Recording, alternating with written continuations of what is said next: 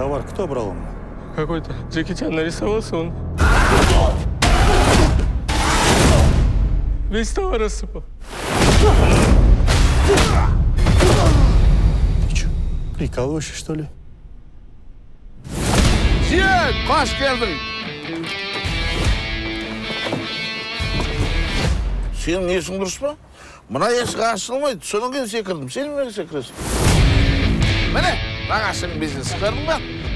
Скоро миллионер боламыз. Әрине миллионер боламыз. Алло. Алматының қыздар бар ғой, костюм киген жігіттерді ұнатады. Колледжіңді бітірдің, әскерің бітті. Күтетін не бар? Үйлену керек.